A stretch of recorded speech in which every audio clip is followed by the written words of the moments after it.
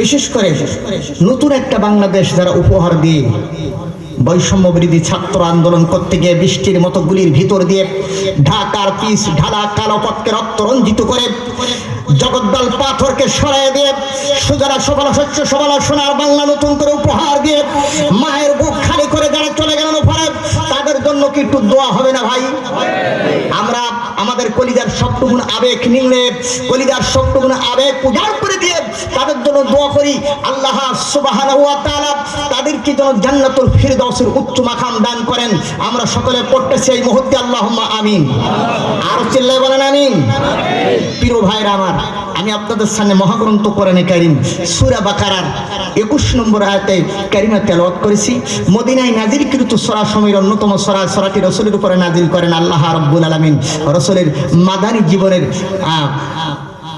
মানে মদিনার জীবনের জীবদ্দশায় সূরাটি রাসূলের উপরে আল্লাহ তাআলা নাজিল করেন। সুবহানাল্লাহ বলবেন না? সূরা বাকারা, এই সূরার আয়াত সংখ্যা হলো 286, রুকু সংখ্যা হলো 40। নাজিল করেছেন আল্লাহ মদিনায় রাসূলের উপরে। সুবহানাল্লাহ বলেন। প্রিয় ভাইরা আমার, কোরআনের ভিতরে কি কোনো ভুল আছে? চিল্লায় বলেন। কোরআনের ভিতরে কোনো ভুল নাই, কোরআনের ভিতরে কোনো সন্দেহ নাই। কোরআন আমাদেরকে জান্নাতে নিতে চায়, কিন্তু তারপরও দেখা গেছে বিগত সরকার কোরআনের মাহফিলে 44 ধারা জারি করেছে, আলেমদেরকে বন্দী করে জেলে নিয়েছে। খুন গুম হত্যা রাহাজানি ছিনতাই চাঁদাবাজি মস্তানি গুন্ডামি উচ্ছমি বদমাইশি শয়তানি টেন্ডারবাজি ধান্দাবাজি এমন কোনো কাজ নাই তাদের হাত ধরা হয় নাই। যেরকম ঠিক না ঠিক? বস্তা বস্তা টাকা তারা ফেলে থেকে চলে গেছেন, আবার সবাই পায় নাই। যেরকম ঠিক কিনা? সুতরাং এমন একটা সময় এসেছে আমরা এখন কোরআনের কথা মন খুলে শুনতে চাই, কোরআনের আমল করতে চাই, আল্লাহর জমিনে আল্লাহর কোরআন নিয়ে থাকতে চাই, কোরআনের আন্দোলনে শামিল হতে চাই। কারা কারা দুহাত দেখতে চাই ভাই? মহান মালিককে দুহাত দেখায় লিল্লাহি তাকবীর স্লোগান দেন জোরে।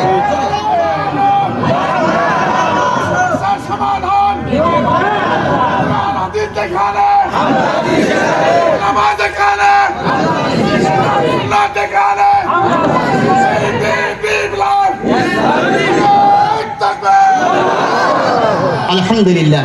প্রিয় ভাইরা আমার, শুকরিয়া আদায় করলাম কার? আরো জোরে বলেন। আমি যে আয়াতে কারিমা তেলাওয়াত করেছি 21 নম্বর আয়াতে কারিমা রাসূল করিম সাল্লাল্লাহু আলাইহি সাল্লামের উপরে নাজিল হয়। তখন আল্লাহ রাব্বুল আলামিন ডাক দিয়ে বলেন, তখন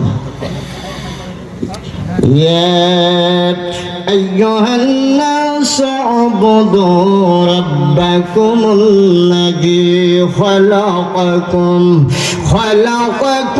والذين من قبلكم لعلكم تتقون।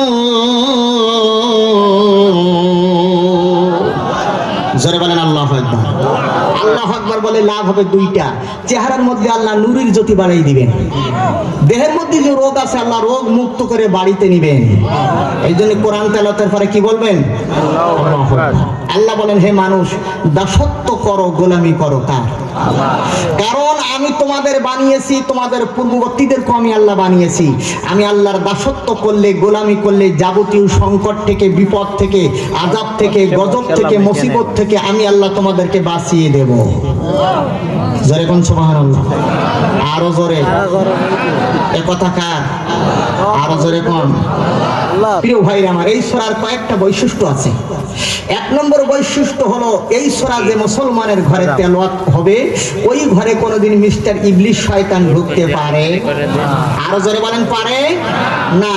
কিন্তু মুসলমানের ঘরে বড় শয়তান ঢুকি বসে আছে ভাই, ডিশ লাইনের তার আছে না? জি বাংলা স্টার দর্শা কিরণমালা কটকটি মুসলমানের ঘরে হিন্দুয়ানি উলুধ্বনি এখন বাজে। মুসলমানের ঘরে কোরআন তেলাওয়াত হয় না, এই জন্য মুসলমানের কপাল পুড়িয়েছে ভাই। কথা কয় না?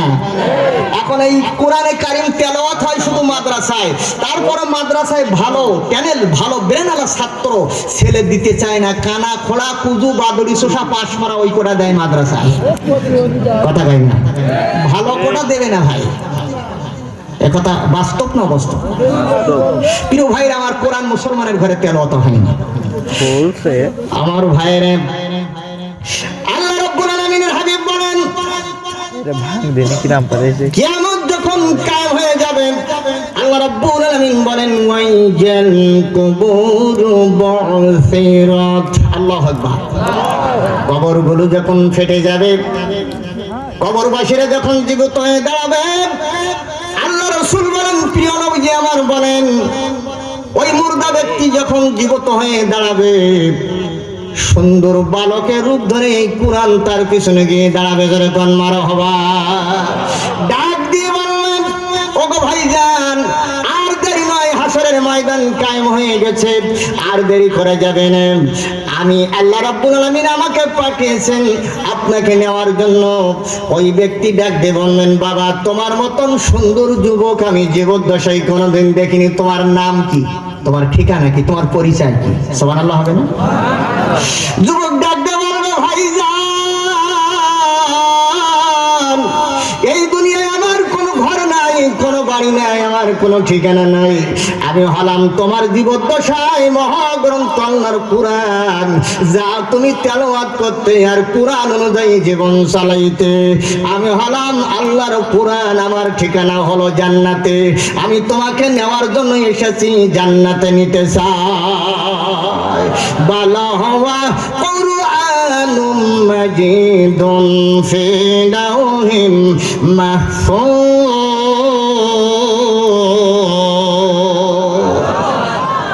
সমাজ সভ্যতা এখন অন্যদিকে যাচ্ছে। মুসলমানের পোলাপানের হাতে বড় বড় টাচ ফোন, শুধু টানে, কথা কয় না। আছে না নাই? ল্যাপের ভিতরে ল্যাপ টেনে দিয়েও শীতের রাতে সারা রাত পার করে দেয় ওই ফোনের নেশায়। আছে না নাই? আছে। দেশে মোবাইল আইছে, চিঠি বন্ধ হয়ে আছে, দেওয়ানা বানাইছে, পোলা পানের মনের কথা ভাসে বাতাসে। দেখো পোলা পানের মন বাদা ফেসবুকে এখন, দেখো পোলা পানের মন বাদা ফেসবুকে এখন, মোবাইলে চ্যাটিং কইরা কাটাই সারাক্ষণ। এই মোবাইল পাইয়া দেখো মাদনের মাইয়া, এই মোবাইল পাইয়া দেখো মাদনের মাইয়া, কি কাণ্ড ঘটাইছে, স্বামী সংসার আইকা নাকি পালায়া গেছে। বাস্তব না বাস্তব? জোরে কোন? দেশে টিকটক আসিয়া সব গেল ভাসিয়া, দেশে টিকটক আসিয়া সব গেল ভাসিয়া, সিদ্দিক সোরাই নায়ক হইছে আইডি খুলিয়া। এই মোবাইল হাই কি জাদু আছে ভাই, এই মোবাইল হাই কি জাদু আছে ভাই, পোলাপন বুঝাছে, নামাজ কালাম তৈলা রাখছে সত্যম আকাশে, লেখা পড়া তৈলা রাখছে সত্যম আকাশে। ঠিক কিনা? ঠিক কিনা? ঠিক কিনা? সেই দেশ, সেই জাতি, সেই পরিবেশ আমরা যেন দেখতেছি, কিন্তু পরিবেশ একটু পরিবর্তন হয়েছে। সারা দেশ শিরক দিয়ে মুক্তি দিয়ে ভরা ছিল, কোরআনের কথা বলতে দেওয়া হতো না, আর আমাদের মুখ থেকে মাইক্রোফোন কেড়ে দেওয়া হয়েছে। মেজানুর রহমান মাঝারির মতো বক্তাকে দেশ ছাড়া করেছে, আমির হামজার মতো বক্তাকে 3 বছর রিমান্ডের পর রিমান্ড নিয়েছে, মামুনুল হক সাহেবের মতো বক্তাকে রিমান্ডের পর রিমান্ড নেওয়া হয়েছে। আমার ভাইরা রফিকুল ইসলাম মাদানির মতো ছোট্ট বক্তার মাজায় যে ডান্ডা বেড়ি দেখা হয়েছে, দেখা গেছে। আমার ভাইরা কুখ্যাত কোনো খুনি কোনো আসামির মাজায় দেওয়া হয় নাই। তাহলে বোঝা যায় সুতলা সমানা শত্রু সমানা এদেশে কোরআনের আইন যারা চাই নাই, নিঃসন্দেহ একজন সন্তান। যেরকম ঠিক না? ঠিক। কোন সভ্য সন্তান কোরআনের বিরুদ্ধে 144 জারি করতে পারে না।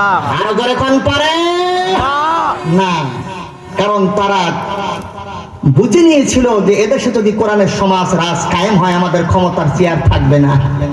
ঠিক না? ঠিক না? ঠিক।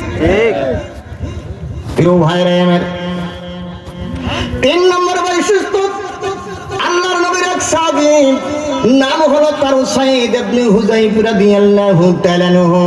তার যুদ্ধের ঘোড়াটা বেঁধে ঘরের দরজার সামনে রাতের আধারে আল্লাহ রাব্বুল আলামিনের কুরআন, মহাগ্রন্থ আল্লাহর কুরআন তেলাওয়াত করতেছে। জোরে খান মারহাবা।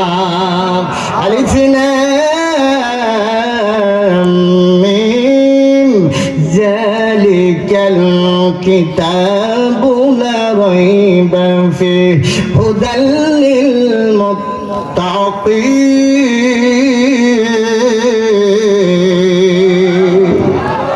কোরআন আমার সামনে 100% হার্টের রোগ যাদের আছে, দুর্বল হার্ট, দুর্বল আজকে সবল হবে। আল্লাহ আকবার কোন দেহের ভিতরে ডায়াবেটিস, কিডনির সমস্যা, হার্টের সমস্যা, আল্লাহ রোগ মুক্ত করে আজকে বাড়িতে নেবেন যদি আপনারা ঝেড়িয়ে খুশি আল্লাহ আকবার বলেন। ধরে কোন আল্লাহ আকবার। এই কোরআন কার কোরআন? আল্লাহর কোরআন। আমরা মুসলমান একমাত্র ভয় করি আল্লাহর। ওই সাথী নেতা পাতিনতার ভয় আমাদের কলিজায় নাই। তা দেখা গেছে আগস্টের 5 তারিখে বৃষ্টির মতো গুলির ভিতরে দিয়ে প্রমাণ হয়েছে জীবন দিতে পারি তোর মতো স্বৈরাচার আমরা দেখতে রাজি না। একথা আমার ভাইরা জওয়ান ছেলেরা দেখাই দিয়েছে, ধরে কোন ঠিক না বেঠিক? আমরা দেখেছি শুধু ছাত্র নয়, আমার কাছে যেন মনে হইতেছিল বদরের যুদ্ধে যেমন অসংখ্য ফেরেশতা নাজিল করে আল্লাহ ইসলামের বিজয় আনছিল, আমার মনে হয় বদরি ফেরেশতার মতো আমার ভাইরা ঢাকা রাজপথে আল্লাহ আকাশ থেকে আসমান থেকে রহমতের ফেরেশতা নাজিল করেছিল। ঠিক না বেঠিক? এটা কার সাহায্য? আরো জোরে কোন আল্লাহ। আর এক শয়তান ছিল, বড় শয়তান। শয়তান দিকে বলে সেলুট মারে, বলে তুই আমার এক ধাপ উপরে উঠেছিস। সে বারবার বলতো খেলা হবে, খেলা হবে, কথা কয় না। মাঠও আমাদের, রেফারিও আমাদের, যাইনি তো, কথা কয় না। বাসি বসি যা দিবে আমাদের পক্ষেই দিবে। বড় শয়তান। কোথায় আমাদের, কোথায় কাদের কাকাম, কোথায় গেল ওই জালিমের গরম গরম কথা? খেলা হবে, খেলা হবে, খেলা হবে, খেলা হবে, খেলা হবে বলে কাকাই গেল পালায়া। হাসিনা পালাইছে দেশটা ছাড়িয়া, সকলের মুখে হাসি উঠলো ফুটিয়া। তোমার খেলা এখন কোন জায়গায় গো চাচা? তুমি এখন কই? কথা কয় না। আল্লাহ আছে না নাই? আমার আল্লাহ বলেন কুলিল্লাহুম্মা মালিকাল মুলকি তুতিল মুলকা মান তাশা।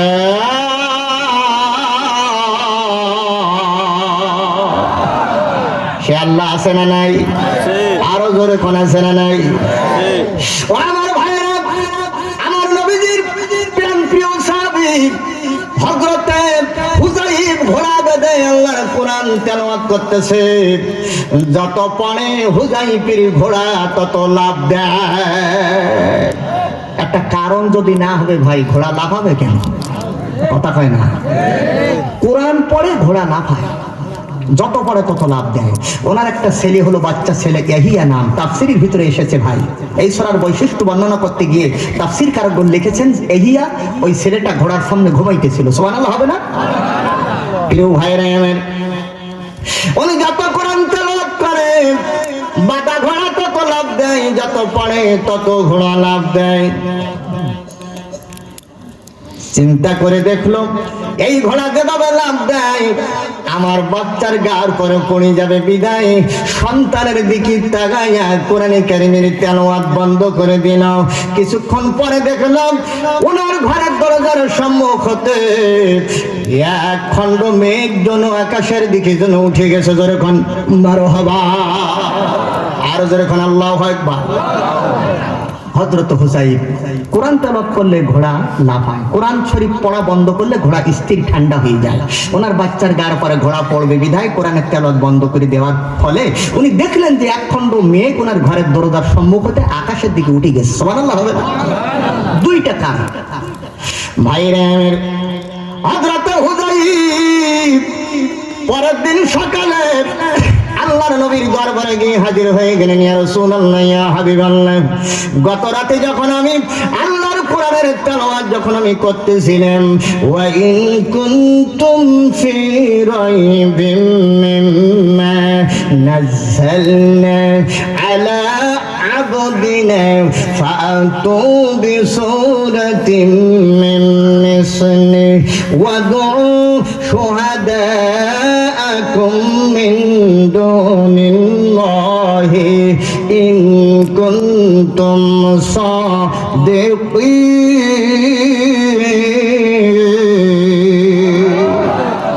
বলেন কার বাণী? আরো জোরে, আল্লাহর বাণী।